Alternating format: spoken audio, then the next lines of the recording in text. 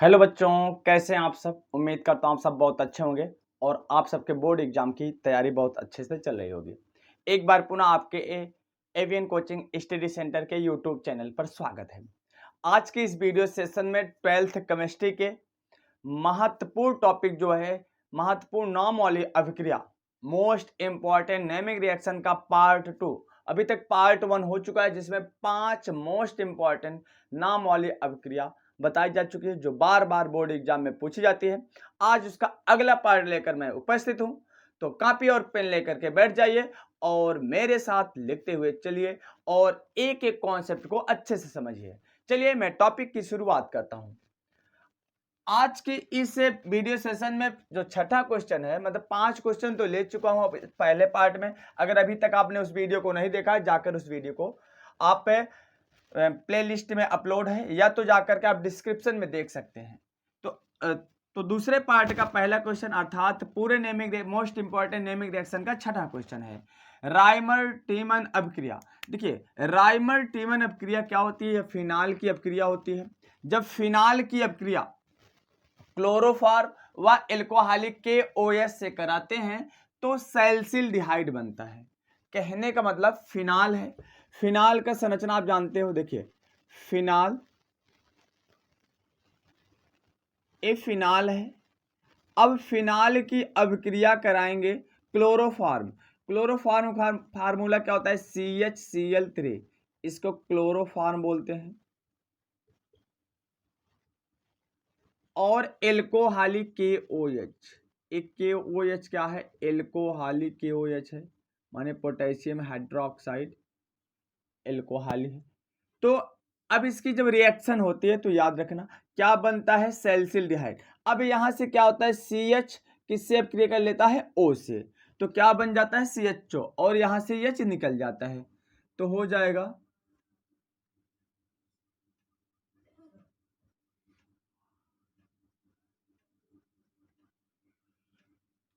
OH, और यहां क्या जुड़ गया? CHO।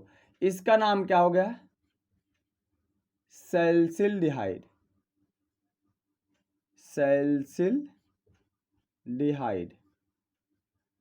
अब ध्यान से यहां समझिए, प्लस के किससे अभिक्रिया करेगा? Cl से। तो यहां पर इसको 3 से मल्टीप्लाई कर दो, क्योंकि 3 के है तो 3 Cl को लेकर अलग हो जाएगा, तो हो जाएगा 3 KCl प्लस OH किससे अभिक्रिया करेगा? जो H है, तो क्या हो जाएगा? H2O। ध्यान से समझिए। देखिए, यहां पर कितने O थे? 3 O। एक O इसके साथ हो गए, 2 O बचा। इसको 2 से क्या कर दो? मल्टीप्लाई। हाइड्रोजन कितने हो गए? देखो 3 और 3 एक 4, और एक यहां से निकला 5, और देखिए 3 दूनी 2 दूनी 4, 4 हाइड्रोजन, 3 हाइड्रोजन यहां, 1 हाइड्रोजन यहां, 3 एक 4। इतनी बातें सबको समझ में आ गई। तो चलिए फिर से समझिए।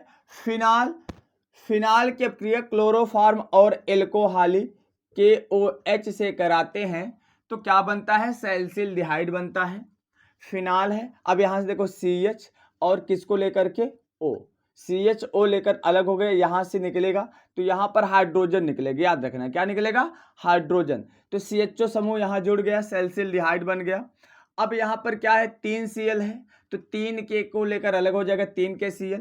बचा क्या? 3 H, और एक H यहां से निकला 4 H, और यहां पर एक O तो निकल गया था, 2 O बचा। तो 4 H और 2 O अनुपात क्या हो जाएगा? 2:1। तो माने जल बना लेंगे। ठीक, चलिए अगला मोस्ट इंपॉर्टेंट क्वेश्चन देखते हैं, कैनिजारो अभिक्रिया। देखिए, कैनिजारो अभिक्रिया क्या होता है? देखिए, एक चीज पूछा जाता है कभी कभी, एल्डोल संघनन और कैनिजारो अभिक्रिया दो में अंतर पूछा जाता है। देखिए ध्यान समझिएगा। एल्डोल संघनन क्या होता है? जब अल्फा हाइड्रोजन युक्त कार्बन होता है, अल्फा हाइड्रोजन युक्त कार्बन जब होता है उसको हम बोलते हैं, वह प्रदर्शित करता है एल्डोल संघनन का। और जिसमें अल्फा हाइड्रोजन युक्त कार्बन नहीं होते हैं, अल्फा हाइड्रोजन युक्त कार्बन नहीं होते हैं, उसको हम बोलते तो क्या प्रदर्शित करता है? कैनिजारो अभिक्रिया। याद रखना, अल्फा हाइड्रोजन हमने समझाया था। अगर जाकर आप एल्डोल संघनन का वीडियो देखेंगे उसमें मैंने समझाया था। अल्फा का मतलब क्या होता है? जैसे एल्डिहाइड है, जैसे यहाँ पर समझिए CHO समूह है, एक मिनट, देखिए CHO समूह है, अगर इससे जो पहला कार्बन जुड़ा होता है एल्डिहाइड, जो क्रियात्मक समूह से पहला कार्बन, उसको अल्फा कार्बन बोलते हैं, और अगर अल्फा कार्बन से हाइड्रोजन जुड़ा है तो उस हाइड्रोजन को अल्फा हाइड्रोजन बोलते हैं, याद रखना।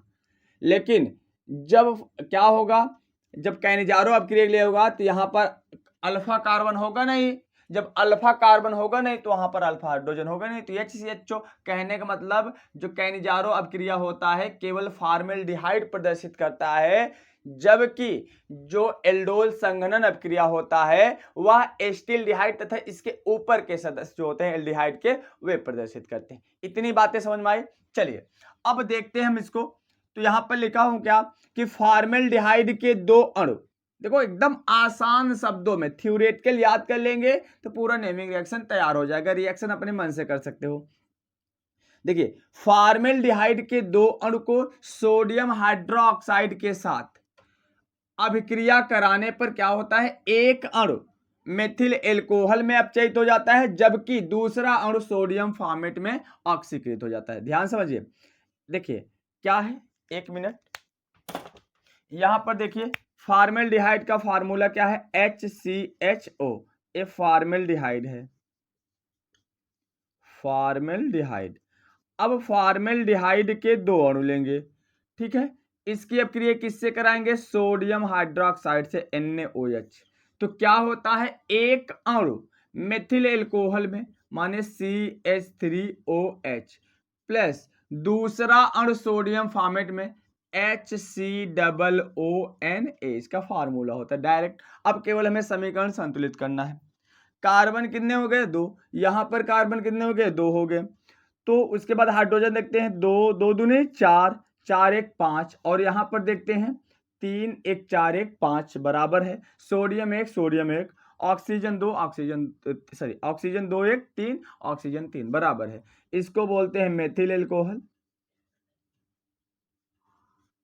मेथिल एल्कोहल, और इसको बोलते हैं सोडियम फॉर्मेट।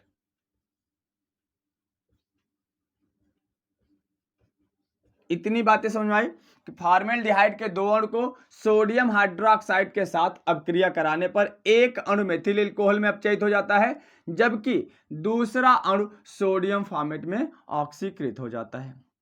अगला मोस्ट इंपॉर्टेंट नेमिंग रिएक्शन है रोजनमुंड अपक्रिया।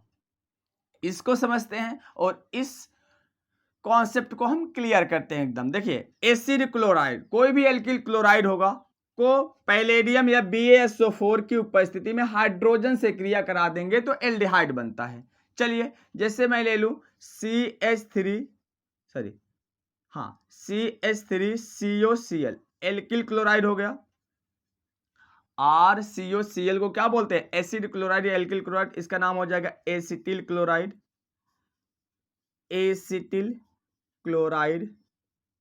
अब इसकी अपक्रिया हाइड्रोजन से H2 से, किसकी उपस्थिति में, पैलेडियम या BaSO4 की उपस्थिति में जब अपक्रिया कराते हैं तो ध्यान से समझिए, यहां से एक H और एक Cl को लेकर अलग हो गया, क्या हो गया, HCl बाहर आ गया। अब जो यहाँ H बचा था इस C के साथ जुड़ जाएगा तो CHO समूह बना लेगा। देखिए CO पहले से था, H जुड़ जाएगा तो क्या समूह बना लेगा, CHO, और CHO किसका क्रियात्मक समूह होता है, एल्डिहाइड का, तो हो जाएगा CH3CHO, हो गया क्या, एसिटिल्डिहाइड, और यही है रोजनमुंड अभिक्रिया।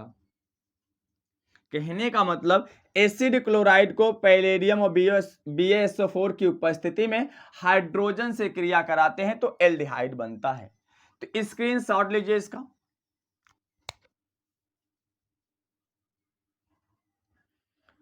तो आज का वीडियो सेशन कैसा लगा दोस्त, आज के वीडियो सेशन बस 3 ही इंपॉर्टेंट, फिर मिलते हैं अगले वीडियो सेशन में तीसरे पार्ट में मैं जो बचा हुआ नेमिंग रिएक्शन है सभी एक ही वीडियो सेशन में खत्म कर दिया जाएगा। तो फिर मिलते हैं, तब तक आप लोग अपनी पढ़ाई जारी रखिएगा। लव यू दोस्त, बाय बाय, टेक केयर।